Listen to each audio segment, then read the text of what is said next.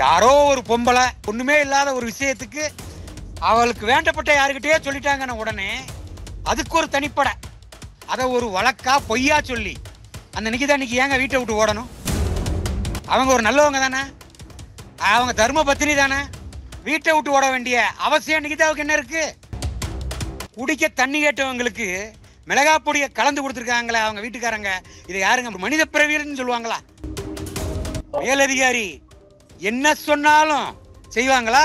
நான் மட்டும் ஆஸ்பத்திரிக்கு போயிருந்தா இந்த நிமிஷம் வரைக்கும் அஜித்குமாரோட பாடியை வாங்க விட்டுருக்க மாட்டேன். மாண்புமிகு தமிழக முதல்வர் மு.க. ஸ்டாலின் அவர் உடனடியாக வரணும்னு சொல்லியிருப்பேன். மரியாதைக்குரிய மு.க. ஸ்டாலின் அவர்கள் உடனடியா இந்த கொலை வழக்கில் சம்பந்தப்பட்ட அனைவரையும் கைது செய்து சிறையில் அடைக்கணும். சாட்சியங்களாக இருக்கக்கூடிய அவங்களோட உறவினர்கள் மூலமாகவும் கொலை மிரட்டல் எடுத்துக்கிட்டு இருக்காங்க. நாங்கள் பேரம் பேசிய வேண்டிய அவசியம் கிடையாதுங்க. அரிநாடார் நினைச்சாலே அவங்க குடும்பத்துக்கு வேணுங்கிறத என்னால் பார்த்துக்க முடியும். அவங்களோட மூத்த சகோதரராக உண்மையிலே என்னால் செய்ய முடியும். புதிய சிந்தனை நேயர்களுக்கு வணக்கம். இன்றைய சிறப்பு நேர்காணலில் நம்முடைய இருக்கும் சிறப்பு விருந்தினர் சத்திரிய சான்றோர் படை கட்சியின் தலைவர் திரு ஹரிநாடார் அவர்கள். வணக்கம். வணக்கம். வணக்கம். இப்போ அங்க என்ன நடக்குது? ஏன்னா கிட்டத்தட்ட இந்த அஜித்குமாரோட இறப்பு இன்னைக்கு உச்சத்தை தொற்றுன்னு சொல்லலாம். தமிழ்நாடுல உலகம் முழுவதும் பேசும்போது போயிட்டு இருக்கு. அதுல குறிப்பா அந்த கொலைக்கு முக்கிய குற்றவாளியா நிக்கிதா இப்ப அவர்தான் காரணம் அப்படிங்கிற ஒரு சோதனையில பார்க்கப்படுது. நீங்க எப்படின்னே பாக்குறீங்க?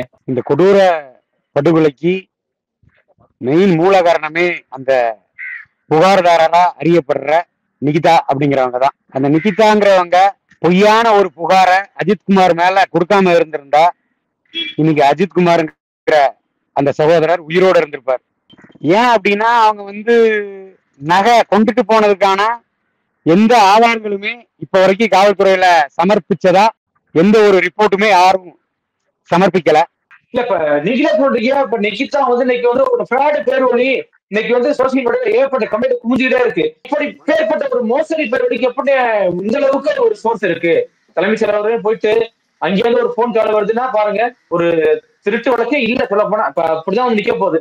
அப்படிங்கும் போது எந்த அளவுக்கு ஒரு மோசடி பேர்வழிக்கு ஒரு சோர்ஸ் இருக்கு? அதாவதுன்னா இப்ப பொதுவாவே ஒரு சில நல்ல விஷயத்துக்கு இப்ப உண்மையிலே ஒரு தவறு நடந்து அந்த தவறுக்கு நீதி கிடைக்கிறதுக்கு மேலதிகாரிகளை தொடர்பு கொள்வதோ அல்லது தலைமைச் செயலகத்துக்கு தொடர்பு கொள்வதோ அல்லது முதலமைச்சர் தனிப்பிரிவுல தொடர்பு கொள்றதோ உள்ள விஷயங்கள் காலகாலமா இருக்கத்தான் செய்யுது. ஒரு இடத்துல ஒரு குற்றம் நடந்திருக்கு அப்படின்னா அந்த குற்றத்துக்கு குற்றவாளியை கண்டுபிடிக்கணும் அல்லது ஒரு நீதி வேணும் அப்படின்னா நம்ம மேலதிகாரிகளை நாடுறது வாஸ்தவம் தான், வழக்கம்தான். ஆனால் ஒரு குற்றமே நடக்காம ஒரு குற்றச் செயலில் ஈடுபடாத ஒரு சகோதரரை வேண்டுமென்று ஏதோ ஒரு காரணத்துக்கு ஒண்ணுமே இல்லாத ஒரு விஷயத்துக்கு அதை ஒரு வழக்கா பொய்யா சொல்லி அந்த நிக்கிதா இன்னைக்கு ஏங்க வீட்டை விட்டு ஓடணும்? அவங்க ஒரு நல்லவங்க தானே, அவங்க தர்ம பத்தினி தானே, வீட்டை விட்டு ஓட வேண்டிய அவசியம் நிக்கிதாவுக்கு என்ன இருக்கு? அப்ப மனம் குற்றமுள்ள நெஞ்சு குறுகுறுக்கும். ஐயோ நம்மளால இன்னைக்கு ஒரு அப்பாவி இளைஞன் கொல்லப்பட்டுட்டான், அந்த கொலைக்கு முதல் காரணமே நாம தான் அப்படிங்கிறது உறுதல் ஆயிடுச்சுல்ல. அதனால ஓடி ஒளிய வேண்டிதான். இனிமே அவங்க சாகிற வரைக்கும் ஒளிஞ்சுக்கிட்டு தான் இருக்க வேண்டிதான். இல்ல இப்ப அந்த குற்றத்துக்கு உடந்தையா இருந்த காவலர்கள் இருக்காங்கல்ல, அவருடைய ஃபேமிலி இன்னைக்கு ரோட்ல போராடுறாங்க. மேல சொல்லிதான் என் வீட்டுக்காரர் பண்ணாரு, இதுல அவருக்கு எந்த சம்பந்தம் இல்லை அப்படிலாம் போராடுறாங்களே, அவங்களுக்கு என்ன சொல்ல விரும்புறீங்க? இல்லைன்னா அதாவது அந்த கொலைகாரர்களோட மனைவிமார்கள் குடும்பத்தார்கள்னு சொல்லி காவல் நிலையத்தை முற்றுகையிட்டு போராட்டம் பண்ணாங்க. எங்களுக்கும் குடும்பம் இருக்கு, நாங்களும் பொதுமக்கள் தான், எங்களுக்கும் நீதி வேணும் அப்படின்னு கேட்குறாங்க. அதாவது அவங்க கணவர்கள் தவறு செய்யாம அந்த நீதியை கேட்டாங்க அப்படின்னா அந்த பெண்களுக்கு ஆதரவா எல்லா பொதுவான மக்களும் பொதுவான அமைப்புகளுமே போவாங்க. ஆனா அவங்க புருஷமார்கள் செஞ்சிருக்கதே படுகொலையாச்சே. அந்த படுகொலைக்கு அவங்க குடும்பத்து ஆளுங்களே போயிட்டு நீதி வேணும் நீதி வேணும்னு கேட்கறது யாருமே ஏற்றுக்கொள்ள மாட்டாங்கல்ல. குடிக்க தண்ணி கேட்டவங்களுக்கு மிளகா பொடியை கலந்து கொடுத்துருக்காங்களே அவங்க வீட்டுக்காரங்க, இதை யாருங்க ஒரு மனித பிறவியல்னு சொல்லுவாங்களா? சொல்லுங்க. அவங்க என்ன சொல்றாங்க? மேலதிகாரி சொல்லிதான் செஞ்சாங்க, மேலதிகாரி சொல்லிதான் செஞ்சாங்க. அப்ப மேலதிகாரி என்ன சொன்னாலும் செய்வாங்களா? சொல்லுங்க. என்ன சொன்னாலும் செய்வாங்களா? எல்லாம் பேசுறதுக்கு நல்லா இருக்குமா? சொல்லுங்க. அப்பாவி இளைஞன் எந்த மாதிரி கொடூரமா தாக்கியிருக்காங்க. ஒரு சுமார் ஒரு 30 மணி நேரத்துக்கு அடிச்சிருக்காங்க. இல்ல இப்ப என்னோட கேள்வி என்னன்னா, மேலதிகாரியோட இப்படிதான் அடிக்க சொன்னாங்களான்னு கேக்குறேன். இப்படிதான் அடிங்க, அவர் சாப்பிட்டவரை அடிக்க சொல்லி கொடுத்தாங்களான்னு கேக்குறேன். ஆனா மேலதிகாரியே சொல்லட்டும், மேலதிகாரியே சொல்லட்டுமே. ஒரு நல்ல போலீஸ் என்ன செய்யணும்? சார் அவன் அப்பாவி சார், அவனே சார் அடிக்க சொல்றீங்க, என்னால அடிக்க முடியாது சார், எனக்கு லீவை கொடுங்க சார், நான் போறேன் சார். போயிருந்தா நீங்க அந்த போலீஸ்காரங்க நம்மளே சல்யூட் அடிச்சிருப்போமே. ஆமாவா இல்லையா?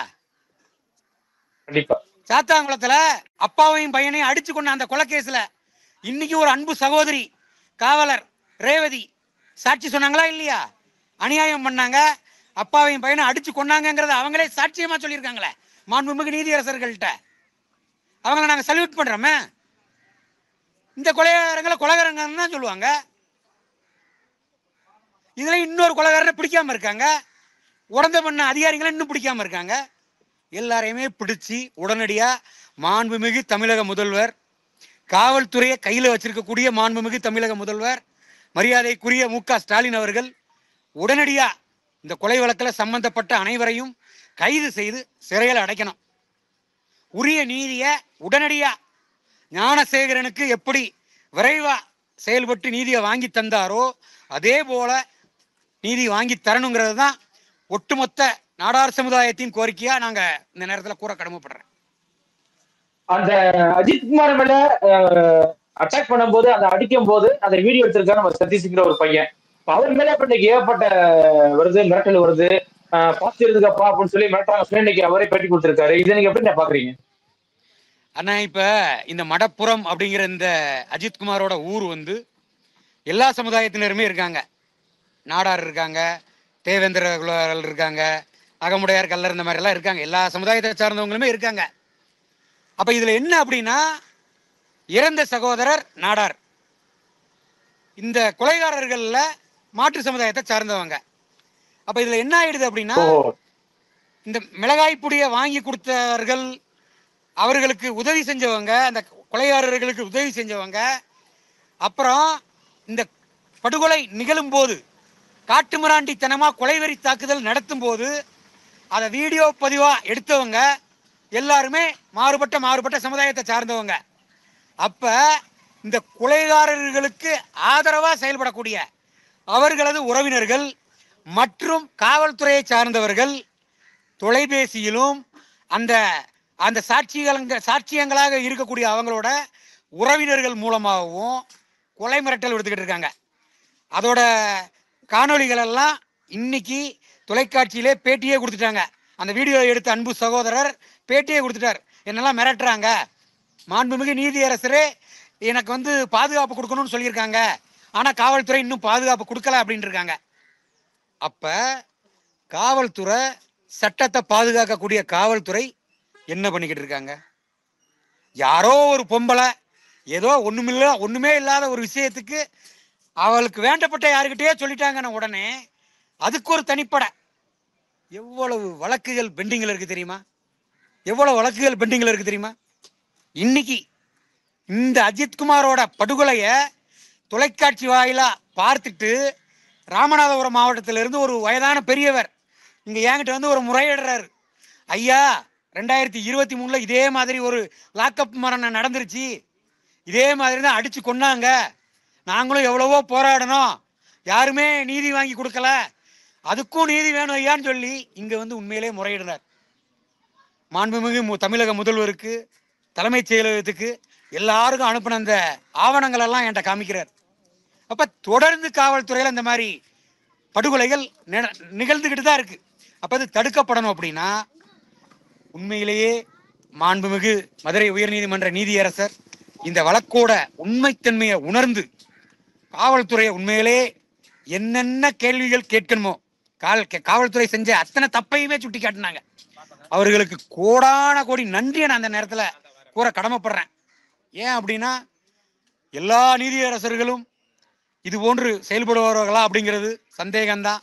ஆனால் இந்த வழக்கை எடுத்து நடத்தக்கூடிய இந்த மாண்புமிகு நீதியரசர்கள் மேல எங்களுக்கு முழுசா நம்பிக்கை இருக்கு. கண்டிப்பாக அஜித்குமாரை படுகொலை செய்த அத்தனை பேருக்கும் கூடிய விரைவில் நல்ல தண்டனையை வழங்குவாங்கங்கிற நம்பிக்கை எங்களுக்கு இருக்கு. இப்ப இந்த விவகாரத்துல வந்து ஹரிநாடர் தான் எல்லாம் முன்னிலைப்படுத்தி நிக்கிறாரு, எல்லாத்துக்கும் காரணம் அவர்தான். அவர் தான் இந்த பேரம் பேசுற 50 லட்ச ரூபாய் டீல் பேசிட்டு இருக்காரு இந்த கொலையை மறைக்கிறதுக்கு அப்படின்னு இன்னைக்கு ஒரு சோசியல் மீடியால செய்தி ஊடகம் வந்திருக்கு, செய்தி வந்திருக்கு. இதை நீங்க எப்படி பாக்குறீங்க? பாருங்க, பெரிய கருப்பன் கூட போய் நிக்கிறாரு, அதுக்கப்புறம் வேலுமணி கூட போய் நிக்கிறாரு. இதுக்கு எல்லாத்துக்கும் மூல காரணம் ஹரிநாடர் தான் அப்படின்னு ஒரு இன்னைக்கு ஒரு நியூஸ் வந்திருக்கு. இதை எப்படி பாக்குறீங்க? அதாவது என்ன, ஹரிநாடாருங்கிற நான் வந்து சத்திரிய சான்றோர் படை அப்படிங்கிற ஒரு கட்சியோட தலைவராக இருக்கிறேன். நான் வந்து ஒரு சட்டமன்ற உறுப்பினரோ பாராளுமன்ற உறுப்பினரோ அல்லது ஒரு அமைச்சரோ இல்லை. நான் ஒரு நாடார் சமுதாயம் சார்ந்து நாடார் மக்களுக்கான அரசியல் அங்கீகாரத்துக்காக போராடக்கூடிய ஒரு நபர். அப்போ என் சமுதாயத்தில் இந்த மாதிரி ஒரு கொடூர படுகொலை காவல்துறையினரால் நடந்திருக்கு. சாத்தாங்குளத்தில் அதே மாதிரி அப்பா பையனை ஜெயராஜ் பெனிக்ஸையும் இதே மாதிரி தான் அடிச்சு கொண்டாங்க. அதுக்கே நீதி கிடைக்கல. நாங்களாம் தொடர்ந்து போராடிக்கிட்டு இருக்கிறோம். அப்படி இருக்கும் பட்சத்தில் மீண்டும் ஒரு படுகொலை எங்கள் சமுதாயத்தில் நடக்கும்போது எங்கள் நாடார் சமுதாயம் சார்ந்து எத்தனையோ இன்னைக்கு சட்டமன்ற உறுப்பினர்கள் இருக்காங்க, அமைச்சர்கள் இருக்காங்க. அவர்கள் அனைவரும் இன்னைக்கு உண்மையிலேயே அஜித்குமாரோட வீடு தேடி வந்திருக்கணும். உங்களுக்கு நாங்க இருக்கோம்னு சொல்லி ஆறுதல் கொடுத்துருக்கணும். எந்த நாடார் சட்டமன்ற உறுப்பினர்கள் வந்திருக்காங்க? இங்க எந்த பாராளுமன்ற உறுப்பினர் வந்திருக்காங்க அஜித்குமார் வீட்டுக்கு? எந்த அமைச்சர் வந்திருக்காங்க நாடார்ல? இல்லையே. அப்ப மாற்று சமுதாயத்தை சார்ந்த அரசியல் கட்சி நடத்தக்கூடிய தலைவர்கள் எல்லாரும் வராங்க, சட்டமன்ற உறுப்பினர்கள் வராங்க, கட்சி தலைவர்கள் வராங்க.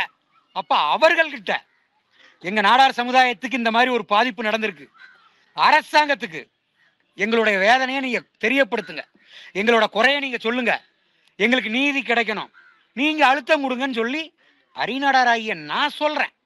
இதுல எந்த விதத்திலையும் நாங்க வந்து பேரம் பேசிய வேண்டிய அவசியம் கிடையாதுங்க. ஹரிநாடார் நினைச்சாலே அவங்க குடும்பத்துக்கு வேணுங்கிறத என்னால பார்த்துக்க முடியும். அவங்களோட மூத்த சகோதரரா உண்மையிலே என்னால செய்ய முடியும். ஆனால் அரசாங்கத்தோட கடமை என்ன? அரசாங்கம் அந்த கடமையை செய்யணும்ல. நான் ஏன் வந்து திமுகவுக்கு ஜால்ரா போட்டுக்கிட்டு அவங்க கூட போய் நிக்கணுங்கிற அது இல்லைங்க. அமைச்சர் வந்திருக்காங்க, அமைச்சர் கலெக்டர் வந்திருக்காங்க. அந்த இடத்துல அவங்க வந்து அரசின் சார்பில் அந்த சகோதரருக்கு வந்து வேலை கொடுக்குறாங்க, அந்த பட்டாமனையாக கொடுக்காங்க. நான் என்ன அவங்க யாரா பார்க்குறாங்க? ஏதோ ஒரு ஊடகங்களில் வந்து அவருக்கு பல வழக்குகள் இருக்கு, வழக்கோட பின்னணியில் இருக்கக்கூடியவரோட அமைச்சர் எப்படி நிற்கலாம், கலெக்டர் எப்படி நிற்கலாங்கிறதெல்லாம் விமர்சனமாக பார்க்குறாங்க. அமைச்சரின் பார்வையிலும் மாவட்ட கலெக்டர் அவர்களோட பார்வையிலும் அரசு அதிகாரிகளின் பார்வையிலும் ஹரிநாடார் அந்த அஜித்குமாரோட குடும்பத்தின் ஒரு உறுப்பினர், அந்த குடும்பத்துக்காக நீதி கேட்கக்கூடிய ஒரு நபர் அப்படிங்கிற பார்வையில அவங்க அந்த குடும்ப உறுப்பினரா என்ன கருத போய் தான் நீங்களும் வாங்க, நீங்களும் இதை பிடிங்கிறாங்க. இதுல போய் சீப்பா யாரும் அரசியல் பண்றாங்கன்னா அது அவங்களோட புரிதல் அவ்வளவுதான் அப்படிங்கிற மாதிரி தான் நான் நினைச்சுக்கிடுவேன். ஏன் அப்படி பார்த்தா அதிமுகவில் அண்ணன் அமைச்சர் முன்னாள் அமைச்சர் ஆர்பி உதயகுமார் அண்ணன் வந்தாங்க, அதிமுக அவங்க கூட நான் போகத்தான் செஞ்சேன். அண்ணன் ஜான் பாண்டி அண்ணன் வந்தாங்க, கிருஷ்ணசாமி அண்ணன் வந்தாங்க. எல்லாரும் கூடயும் போகலையா? திருமாவளவன் கூட அவங்களோட கூட்டணியா இருக்கலாம், அவங்க கூட போனது கூட நீங்க திமுகவுக்கு கூட பேரம் பேசிட்டேன்னு கூட சொல்லலாம். எனக்கு வந்து பேரம் பேசணுங்கிறது இல்லைங்க. அந்த வீடியோவிலே நீங்க பார்த்தீங்கன்னா அமைச்சர்கிட்டையும் சரி மாவட்ட ஆட்சித்தலைவர் இருக்கும்போதும் இன்னும் கைது செய்யப்படாத கொலையாளி காவலர்கள் அதற்கு உடந்தையா இருக்க அத்தனை பேரையும் கைது செய்யணும்னு தான் வலியுறுத்தினேன், கைது செய்யணும்னு வலியுறுத்தினேன். கூடிய விரைவில் தண்டனை வாங்கி கொடுங்கன்னு சொல்றோம். இன்னும் எங்க சமுதாயத்தில் இருக்க அமைச்சர் பெருமக்கள், சபாநாயகர், சட்டமன்ற உறுப்பினர்கள் எல்லாருக்கும் தொலைபேசி வாயிலாகவும் சரி, மாண்புமிகு தமிழக முதல்வர், மாண்புமிகு தமிழக துணை முதல்வர் அவர்களோடு இருக்கக்கூடிய அனைவரிடமுமே அவங்க குடும்பத்துக்கு வேணுங்கிற உதவிகளை செஞ்சு கொடுக்க சொல்லுங்க, இந்த வழக்கை துரிதப்படுத்துங்கிறத தான் நாங்கள் சொல்லிக்கிட்டு இருக்கிறோம். ஹரிநாடாரை பத்தி 1000 பேர் 1000 விமர்சனம் பண்ணட்டுங்க. நான் என்னோட சமுதாய பணியை நான் நிறுத்தணுங்கிற அவசியம் எனக்கு கிடையாது. நான் சரியான பாதையில போறேன். பார்க்கிறவங்களோட கண்ணு குருடாக இருந்தாலோ கண் பார்வை சரியில்லைன்னா அதுக்கு நான் விளக்கம் கொடுக்கணும்னு அவசியம் இல்லைன்னு நான் நினைக்கிறேன். இல்ல, இப்படி ஒரு இடத்துல இப்படி ஒரு டீல் போயிட்டு இருக்கு, இது யாரும் வெளில தெரியக்கூடாது அப்படின்னு ஹரிநாடர் பேசிட்டு இருக்கதா இன்னைக்கு வந்து செய்தி வந்திருக்கு. இது எப்படி ஒரு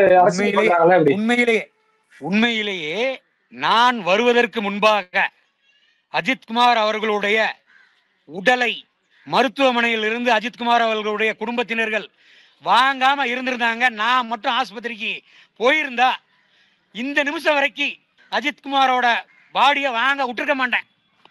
மாண்புமிகு தமிழக முதல்வர் மு க ஸ்டாலின் அவர் உடனடியா வரணும்னு சொல்லியிருப்பேன். உண்மையிலே வர சொல்லியிருப்பேன். அவர் இங்க வந்திருக்கணும். அவர் வந்து அவரோட குடும்பத்துக்கு உத்தரவாதத்தை கொடுத்திருக்கணும். இன்னும் கொலையாளிகள் நிறைய பேர் கைது செய்யப்படல. உண்மை குற்றவாளிகளை கொலை வழக்கில் இன்னும் சேர்க்கப்படாம இருக்காங்க. எனக்கு ஆதங்கம் இருக்குங்க. எனக்கு குடும்பம் இல்லையா? என் வீட்டிலே 1000 பிரச்சனைகள் இருக்கு. ஆனாலும் அதெல்லாம் விட்டுட்டு நான் ஏன் கிடக்குறேன் ராத்திரியும் பகலுமா? அப்பாவிங்க. என்ன தப்பு பண்ணா அஜித்குமார்? ராபரி பண்ணானா? கோயிலுக்கு வர பெண்கள்கிட்ட ஏதாவது தவறா நடந்துக்கிட்டானா? எவ்வளவு மரியாதையா பணிவா அந்த பொம்பளையே சொல்றாங்க உதவி செஞ்சாங்கிறத, அதையும் சொல்றாங்க. வேலை செஞ்ச அஜித்குமாரோட வேலை செய்யற அத்தனை பேர் சொல்றாங்க. இந்த ஊர்ல அத்தனை பேர் சொல்றாங்க. ஒரு அப்பாவியை போய் அடிச்சு கொண்டிருக்கிறாங்க. காக்கி ஓடா இல்லாம வேற யாராவது செஞ்சிருந்தா நாங்கெல்லாம் பாத்துக்கிட்டு சும்மா இருந்திருப்போமா? அப்ப சட்டப்படி நடக்கணும்னு தாங்க நாங்க நினைக்கிறோம். நீதியை கொடுங்கன்னு தானே கேட்கிறோம். அப்ப வரக்கூடிய திமுக அமைச்சர்கிட்டையும் கூட்டணி கட்சியில் இருக்கக்கூடியவங்ககிட்டையும் நாங்க முறையிடக்கூடாதா? எங்களோட கோரிக்கையை சொல்லக்கூடாதா? யாருதான் சொல்லுவா? யாரு கேட்பா? உடைஞ்சு போயிருக்காங்க அஜித்குமாரோட குடும்பம். அவங்களுக்கு யாரு ஆறுதல் சொல்லுவா? கொடூரம் தானே அந்த கொடுமை. கண்டிப்பா. கொலை நடந்து எத்தனை நாள் ஆகுது? தமிழக முதல்வர் இங்க வந்திருக்கணுமா இல்லையா? மாண்புமிகு துணை முதல்வர் அவர்கள் இங்க வந்திருக்கணுமா இல்லையா? அமைச்சர்கள்ட்டே அதைத்தான் நான் சொன்னேன். அவரே அதைத்தான் சொன்னாரு. கண்டிப்பா வர சொல்றேன்னு தான் சொன்னாரு. அரிநாடாருக்கு ஆளுங்கட்சிகிட்டையோ எதிர்கட்சிகிட்டையோ பேரம் பேசணுங்கிற அவசியம் இல்லைங்க. நீதி கிடைக்கணும். நீதிக்காக போராடுறவன் தான் அரிநாடார். கூலிக்காக போராடுறவன் கிடையாது. கண்டிப்பான நீதி கிடைக்கணும்னு தொடர்ச்சியா பேசுவோம். மிக்க நன்றிண்ணே.